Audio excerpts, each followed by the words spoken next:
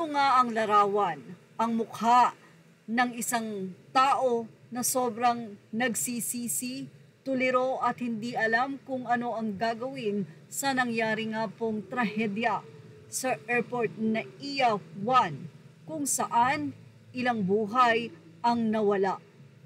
Well, ilang mga netizen ang nahabag din sa driver. Totoo naman, sino nga bang tao ang gugustuhin na siya ay makadisgrasya at magkaroon ng pagdadalamhati ang mga taong nawala ng buhay dahil sa pagkakamali niya.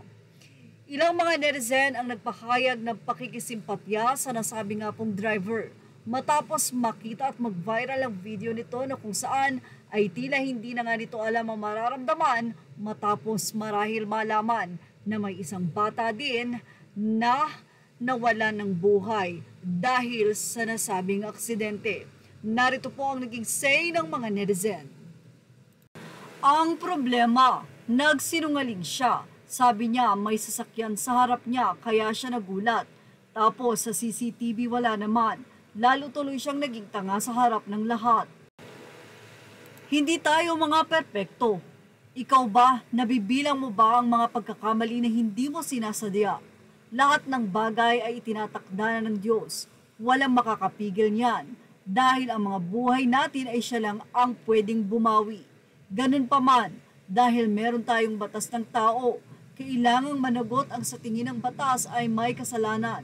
Ang tamang gawin lang sa araw-araw na buhay ay maging magpapasalamat sa Diyos. Sundin ang kanyang mga sinasabi, mamuhay ng may takot sa Kanya at kung dumating man ang itinakda ng Diyos sa buhay natin, lagi tayong handa at makamit din ang kanyang pangako na sa mga taong tunay na sumusunod sa kanya. Mag-pray po sa araw-araw. Aksidente po ang lahat at walang may gusto. Condolences po sa mga namatay at pray para kay Kuya Driver. Sa mukha pa lang po niya, di niya po gusto ang nangyari.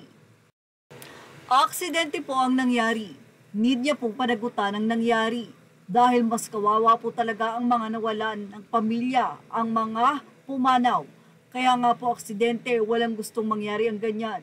Pero kailangan niya pong pagbayaran ng buhay na nawala dahil hindi man niya po gusto ang nangyari.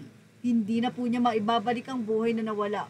Pray na lang po natin both side na malampasan ang pagsubok lalo na po sa mga magulang ng nawalan. Ilang mga netizen naman ang sinabi na same lang po ang nararamdaman. Pareho. Ang pinagdaraanan na pagsubok, mas mahirap pong ibalik ang buhay ng wala na. Tama, habang nabubuhay siya, dadalhin niya yan, baka balang araw kung di kaya ng konsensya, baka may cost pa yan sa kanyang, well, huwag naman sana po.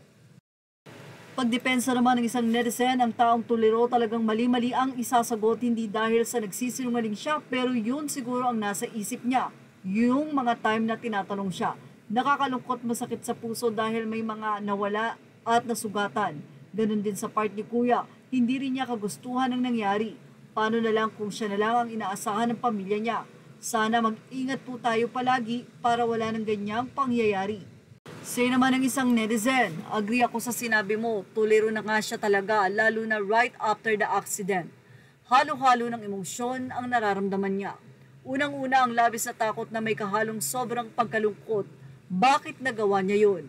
Kaya nang matanong siya, yung unang naisip niya, yun ang isinagot niya. There was so much fear, dreadfulness, and uneasiness, overwhelming his whole being the time.